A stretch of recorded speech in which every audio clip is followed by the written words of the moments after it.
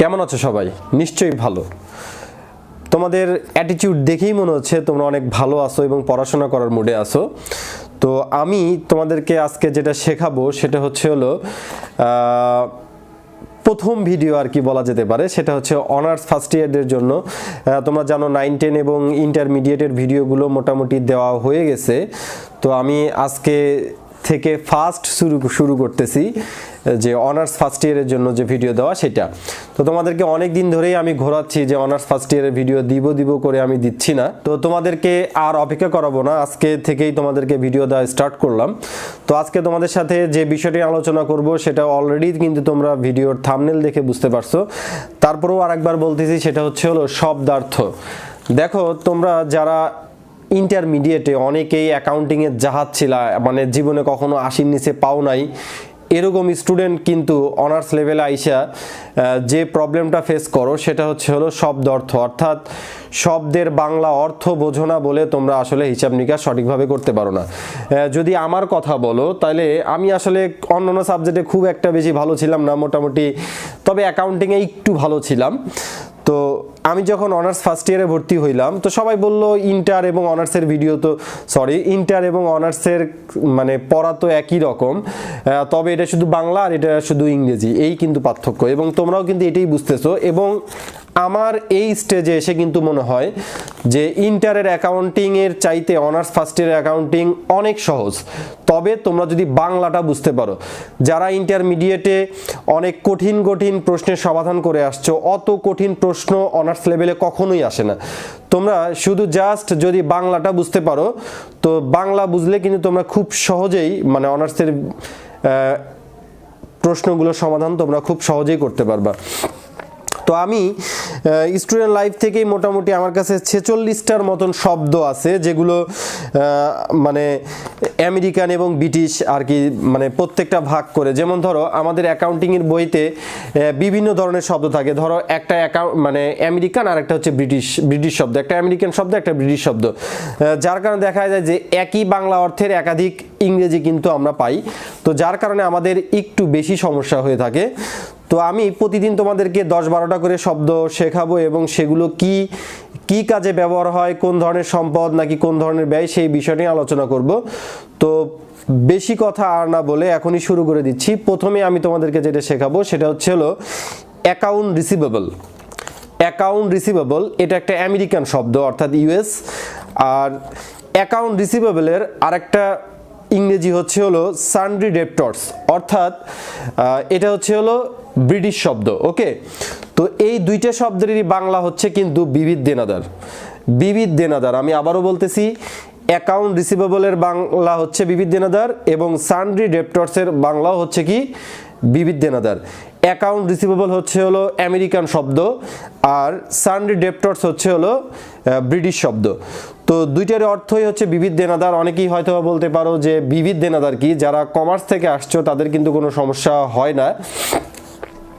তবে তোমরা যারা মানে সায়েন্স থেকে অনার্স লেভেলে এসে কমার্স নিছো অথবা মানে অর্থাৎ বিবিএ করতেছো বা আর্টস থেকে বিবিএ করতেছো, তো তাদের জন্য এটা একটু প্রবলেম হতে পারে। তাদের জন্য বলতেছি, বিবিধ দেনাদার মানে হলো যে ব্যক্তি বা প্রতিষ্ঠানের কাছে আমরা বাকিতে পণ্য বিক্রি করছি তারাই হচ্ছে আমাদের বিবিধ দেনাদার। আমি আবার বলতেছি, যে ব্যক্তি বা প্রতিষ্ঠানের কাছে আমরা বাকিতে পণ্য বিক্রি করছি তিনি হচ্ছে আমাদের বিবিধ দেনাদার। তো বিবিধ দেনাদার এটা আমাদের সম্পদ এবং এটা হচ্ছে চলতি সম্পদ। আশা করি বিষয়টা পুরোপুরি বুঝতে পারছো। 2 নম্বরে আমি যেটা তোমাদেরকে পড়াবো সেটা হলো অ্যাকাউন্টস পেয়েবল। এটা একটা ইউএস শব্দ আর এটার ইউকে শব্দ হলো সান্ড্রি ক্রেডিটর্স। ভালো করে দেখো, সান্ড্রি ডেপ্টর্স হলো বিবিধ দেনাদার আর সান্ড্রি ক্রেডিটর্স হচ্ছে ইউকে শব্দ। এটার অর্থ হলো বিবিধ পাওনাদার। তো অ্যাকাউন্ট রিসিভেবল অর্থাৎ যার কাছ থেকে টাকা রিসিভ করবা, আর অ্যাকাউন্টস পেয়েবল হলো পাওনাদার, যার কাছে মানে তোমাকে টাকা পরিশোধ করতে হবে। আর বিবিধ পাওনাদার বলতে এমন ব্যক্তি বা প্রতিষ্ঠানকে বোঝানো হয় যার কাছ থেকে আমরা বাকিতে পণ্য ক্রয় করছি। তো বিবিধ দেনাদার যদি আমাদের চলতি সম্পদ হয়ে থাকে, বিবিধ পাওনাদার হচ্ছে আমাদের চলতি দায়। তারপর নোটস রিসিভেবল এটা একটা ইউএস শব্দ। এটার বাংলা হলো প্রাপ্য বিল। বলতে বোঝায় যে বিলটার মাধ্যমে আমরা ভবিষ্যতে মানে টাকা পাবো সেটাই হচ্ছে আমাদের প্রাপ্য বিল। আবার 4 নম্বরে আমি তোমাদেরকে যেটা পড়াবো সেটা হচ্ছে নোটস পেয়েবল। এটা একটা ইউএস শব্দ এবং এটার যে ইউকে শব্দ সেটা হচ্ছে হলো লোন বা বিলস পেয়েবল। লোন বা বিলস পেয়েবল, যার অর্থ হচ্ছে ঋণ বা প্রদেয় বিল, অর্থাৎ যে বিলের মাধ্যমে আমাদেরকে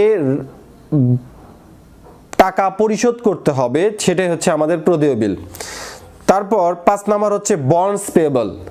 এটা হচ্ছে ইউএস শব্দ আর এটার ইউকে শব্দ হচ্ছে ডিবেঞ্চার।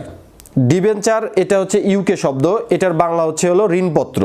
ঠিক আছে, যে বন্ডস পেয়েবল ইউএস শব্দ, যার বাংলা হচ্ছে হলো ঋণপত্র, আর ডিবেঞ্চার ইউকে শব্দ, এটার বাংলা হচ্ছে হলো ঋণপত্র। এটা হচ্ছে আমাদের দায় এবং দীর্ঘমেয়াদী দায়। তারপর 6 নাম্বার হচ্ছে হলো কমন স্টক। এটা একটা ইউএস শব্দ, এটা একটা ইউএস শব্দ আর এটার ইউকে শব্দ হচ্ছে অর্ডিনারি শেয়ার বা ইকুইটি শেয়ার, যার বাংলা হচ্ছে হলো সাধারণ শেয়ার। তারপর 7 নাম্বার হচ্ছে হলো স্টক হোল্ডার। স্টক হোল্ডার এটা একটা ইউএস শব্দ, এটার ইউকে শব্দ হচ্ছে শেয়ার হোল্ডার, যার বাংলা অর্থ হচ্ছে শেয়ার মালিক। ওকে, তারপর 8 নাম্বার সেটা হচ্ছে মার্চেন্ডাইজ। মার্চেন্ডাইজ এটা একটা ইউকে শব্দ, এটার মার্চেন্ডাইজ হচ্ছে হলো ইউএস শব্দ আর এটার ইউকে শব্দ হচ্ছে হলো গুডস, অর্থাৎ পণ্য।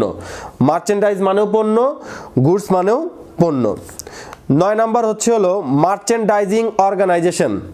এটা হচ্ছে হলো ইউএস শব্দ আর এটার ইউকে শব্দ হচ্ছে হলো ট্রেডিং অর্গানাইজেশন।